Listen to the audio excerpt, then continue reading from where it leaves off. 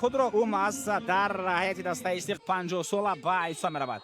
صداشتک دوبار بلند می شود دوستان ارجمند و رقابت منتخبای تاجیکستان و هندوستان اکنون رسما آغاز گردید. احسان ارسالی بعد داخل جریمه گاه فرصتی خوب و اینجا توپ از میدان بیرون می شود. می تواند الشیر جلیلوف پرتاب کند. ارسالی بعد داخل جریمه گاه این وضعیت خوفناک است و توپ را از همین کی اولین بار در هیئت اساسی وارد میدان می شود. ارسال با خط هجوم حمله خیلی خوب بازیگران ما ضربه و اینجا ناقدر مبارزه خوب بود بر ارسال بعد داخل جریمه گاه ضربه اجرا می شود و این را شاید ضربه مستقیم در کینگز او گذشته بود الکی همه کار و مسئله اونجا حل شده بود.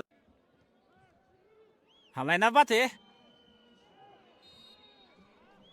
خواجه خسم چوتخری در نزد توپ با ضربه یو و مشکلی جدی دوستان عزیز فرق شد.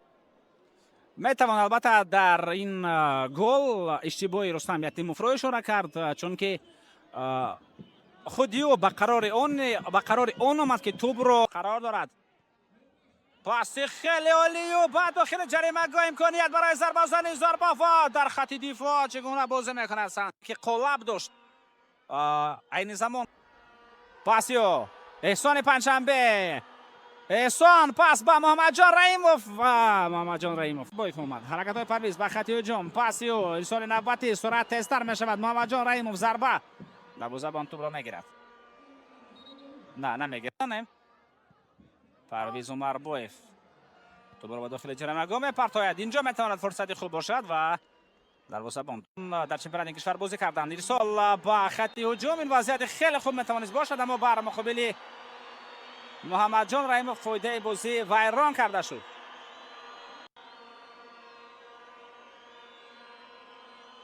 بازنی پرویز جان عمر بایف در نزد توپ ضربه پرویز جان عمر بایف از نگاه اول چون نمی‌نمود که توپ راست گردید چون که علی جان کرامت الله زاده با خط هجوم رفت و در شماره بازیگران ما را بیشتر نمود.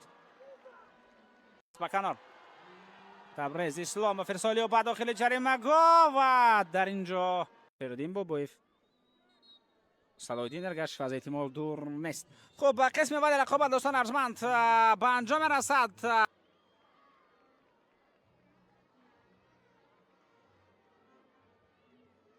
حساب رقابت پس از تمام شدن نیمه اول 3-1 به دست آورد.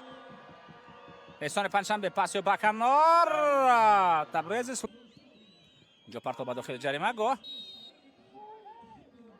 علی جان کرامت الله زاده است بافتید بر ضد خود کرامت الله زاده پرتابی بعد داخل جریمه گاه ضربه و اینجا افساید است. کرامت الله زاده بسالیو با کنار پرتاب زمینی بعد داخل جریمه گاه و چگونه حالت خوب گلزنی پیدا می شود و در اونجا صلاح‌الدین ارگش خیلی خوب بازی کرد. ضربه و دروازه‌بان گور پرتاب بعد داخل جریمه گاه دروازه‌بان باید توپ را بگیرد. بله ولی از او دیده بازی بیشتر رو از همین هیئت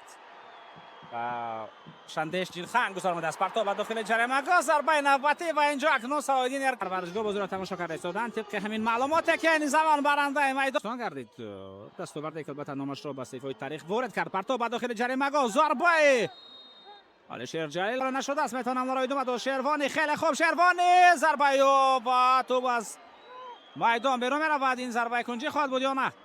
حمله نوبتی فوتبالبازان ما توسط کنار این هجوم خیلی خوب جریان دارد. شهرام سمیه پنالتی دوستان ارجمند 100% یا کارت زرد برای ریاکاری کارت زرد برای نرنگ بازی برای ریاکاری با شهرام سمیه نشان داده می شود و در تنان خیلی خوب بازی کرد. سوال برای ضربه زنی فولای است امکانیت ضربه و این وضعیت برطرف شد. یک ضربه دیگر و چی است؟ پنالتی. بله پنالتی. اینجا توپ به دست فوتبالباز کشور هندوستان رسید و دوبار توپ به دست ویکرام پرتاب سینخ رسید. در بابایف پنالتی برای منتخب تاجیکستان ضربه و گل. حساب رقابت دوستان ارجمند برابر می شود. 1-1 و شیرالدین بابویف بعد از به میدان آمدنش با زدن گل شرفیاب میگردد. پنالتی برای دروازه‌بان یگان امکانیت نبود. این ضربه بود که اون را برطرف کردن غیر امکان برای دلخواه دروازه‌بان است. برای گورپریت سین سندخو، برای شاروخان، برای متخون چکرابورتی و برای این موقع بازی کند. توپ به داخل جریمه گاه صلاح الدین الگشف امکانیت می‌جوید برای موقع ضربه زنی. ارسال به داخل جریمه گاه، ضربه زده می‌شود. یک ضربه دیگر توپ را دور به داخل جریمه گاه پرتابی و امکانیت از ضربه و تو هنوز هم میتوان کوشش را ادامه داد. وعدتانانوف ضربه زد ولی ضربه را دروازه‌بان میتواند. یک نفر را فریب داد. ارسالیو به داخل جریمه گاه میتواند از اینجا ضربه زد. ضربه و دروازه‌بان به غلبه هم برسیم در آخر رقابت. پرتاب به داخل جریمه گاه، چگونه فرصت خوب و کسی نیست تا به تو برسد و با همین داور صداش